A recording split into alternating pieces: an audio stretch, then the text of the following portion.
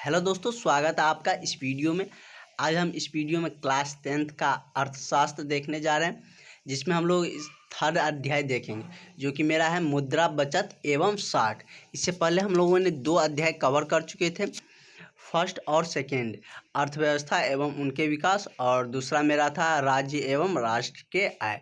तो दोनों चैप्टर हमने सारे लघु उत्तरीय और दीर्घ उत्तरीय प्रश्न सारे हम कवर कर चुके थे।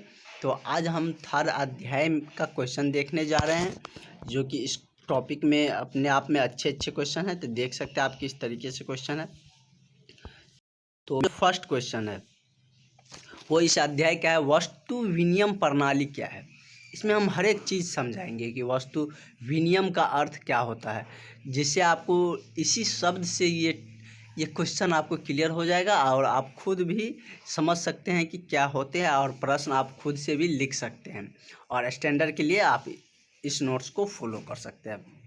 तो चलिए हम स्टार्ट करते हैं। सिर्फ आप मेरे साथ जुड़े रहिए, हम बहुत ईजी वे में आपको सारी चीज़ों को समझाएंगे। कह रहा है कि वस्तु विनिमय प्रणाली क्या है। विनिमय का अर्थ होता है लेन देन। क्या होता है कि लेन देन। तो वह पीछे क्या लगा हुआ है, वस्तु लगा हुआ है। तो मतलब वस्तु से वस्तु का लेन देन क्या है, मतलब उसकी जो प्रणाली थी, वस्तु से वस्तु का लेन देन, वो क्या होती थी, कैसे होती थी, इसी के बारे में हमको जानना है। तो चलिए जान लेते हैं। जैसे कि वस्तु विनिमय क्या हुआ कि हमारे पास कोई वस्तु है, मान के चलो मेरे पास गेहूँ, आपके पास चावल है, हमें चावल की ज़रूरत है। गेहूँ के बदले हमको क्या लेना है, चावल लेना है। तो वही क्या कहलाएगा, वस्तु विनिमय प्रणाली कहलाएगा। वस्तु विनिमय प्रणाली उस प्रणाली को कहा जाता है जिसमें एक वस्तु के बदले दूसरे वस्तु का आदान प्रदान किया जाता है। वस्तु विनिमय प्रणाली में क्या होती है कि एक वस्तु के बदले में दूसरे वस्तु को दिया जाता है। जैसे कि हमने अभी एग्जांपल ही दिए थे कि जैसे हमें चावल की ज़रूरत है, मेरे पास गेहूं है, तो हम आपको गेहूं देंगे, आप हमें चावल दीजिएगा। तो उसी को हम क्या बोल देंगे, वस्तु विनिमय प्रणाली। क्योंकि इसमें पैसे के बदले में हम नहीं खरीदे, उसमें हम वस्तु से लेन देन किए, तो वह क्या कहलाएगा, वस्तु विनिमय प्रणाली कहलाएगा। दूसरे शब्दों में, किसी एक वस्तु का दूसरे वस्तु के साथ बिना मुद्रा के प्रत्यक्ष, मतलब एक वस्तु का दूसरे वस्तु के साथ बिना मुद्रा दिए लेन देन जो हम करते हैं, वही क्या कहलाता है, वस्तु विनिमय प्रणाली कहलाएगा। मतलब एक वस्तु के बदले में यदि हम दूसरा वस्तु ले, यानी कि उसमें हम पैसा का प्रयोग ना करें। ऐसा होता नहीं, पैसा दे के सामान ले लीजिए, लेकिन ऐसा नहीं, पैसा का बिना प्रयोग से, मुद्रा के बिना प्रयोग से हम यदि वस्तु का लेन देन करते हैं, तो वही क्या कहलाएगा, वस्तु विनिमय प्रणाली कहलाएगा। और यह प्रथा, आप अब बोलिएगा सर हम पैसे से खरीद लेंगे, हमें वस्तु से वस्तु का लेन देन क्यों करना, क्योंकि इसमें तो बहुत दिक्कतें आएंगी।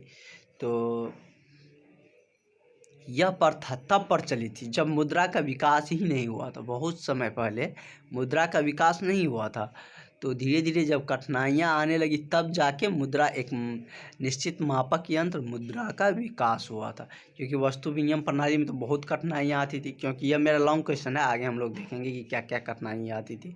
जैसे मापने में भी दिक्कत होता था, किसी वस्तु के बदले कितना दिया जाए।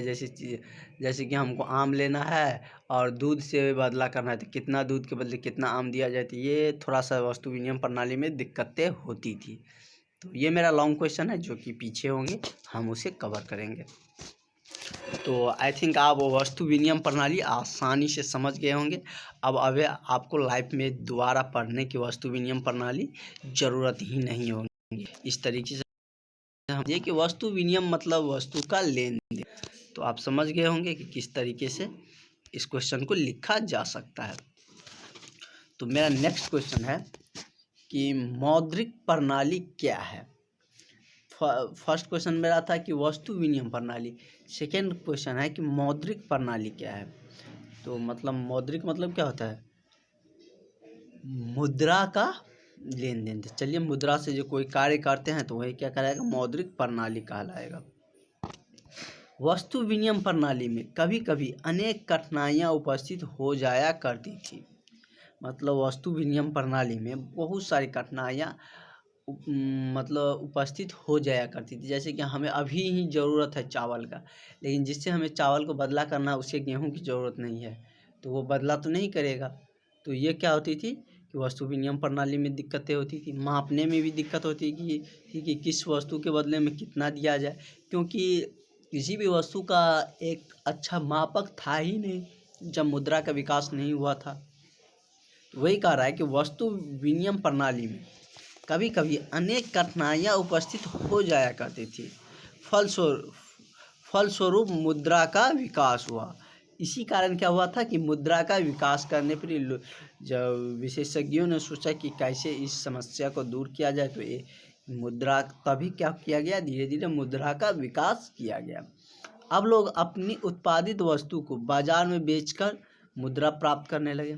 इससे अब क्या होता है कि अपने उत्पादित वस्तु से लोग बाजार में बेचकर उससे मुद्रा भी प्राप्त कर लेते हैं, और मुद्रा प्राप्ति के बाद उस वस्तु को अपने आवश्यक की वस्तु खरीदने लगे।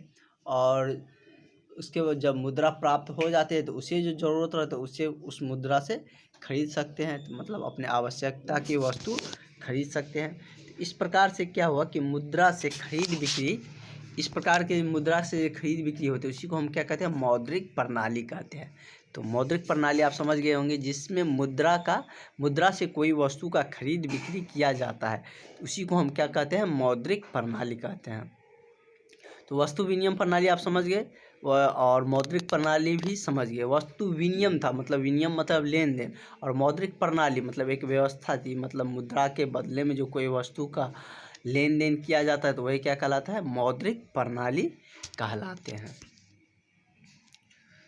तो हम एक और क्वेश्चन देख लेते हैं।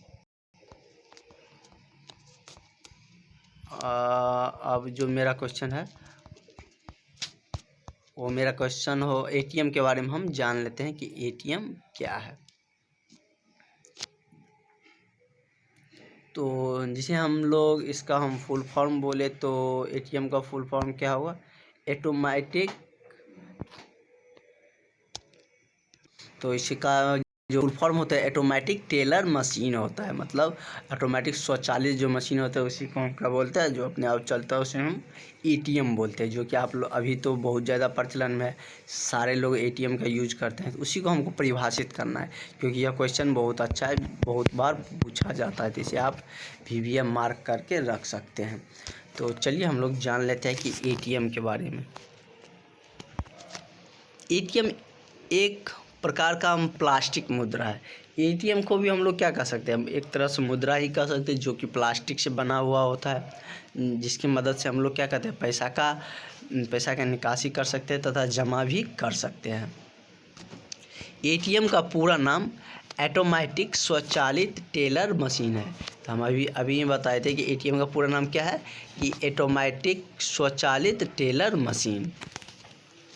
यह मशीन आप देखते होंगे जब मार्केट वगैरह में या कहीं बैंक में जब लगा रहता है तो यह कितनी देर 24 घंटे रुपया निकासी या तथा जमा करने की सेवाएं प्रदान करती है। कहीं कहीं कुछ वजहों के कारण, चोरी होने के कारण गेट बंद किया जाता है, लेकिन 24 घंटे इससे आप पैसा निकाल सकते हैं या जमा कर सकते हैं। और इससे लोगों की बहुत ज़्यादा सुविधा भी होने लगी, बैंक में लाइन लगने की ज़रूरत नहीं है। उसके बाद आप इसमें आसानी से भी निकाल सकते हैं, एटीएम से फॉर्म फिल भी नहीं करना पड़ता, ऐसे आप दीजिए ऐसे निकाल सकते हैं। वैसे आप सारे स्टूडेंट एटीएम तो ज़रूर यूज किए ही होंगे, तो उसी को लिखना है। भारत में सभी बैंक, जितने भी बैंक, चाहे PNB हो, SBI हो, इलाहाबाद बैंक हो आदि, जितने भी बैंक है सभी अपने ग्राहक को क्या करती है, यह सुविधा उपलब्ध कराती है। जितने भी बैंक है अभी के समय में, यह सारे बैंक क्या करते हैं कि अपने ग्राहक को एटीएम की सुविधाएं देती है। और ये तो पता है कि एटीएम मिलने के बाद एक गुप्त कोड दिया जाता है, और गुप्त कोड के माध्यम से ही रुपया का निकासी होता है। वो गुप्त कोड के बिना आप पैसा का निकासी नहीं कर सकते हैं, क्योंकि गुप्त कोड उसमें डालना होता है, तभी आप उससे निकाल सकते हैं।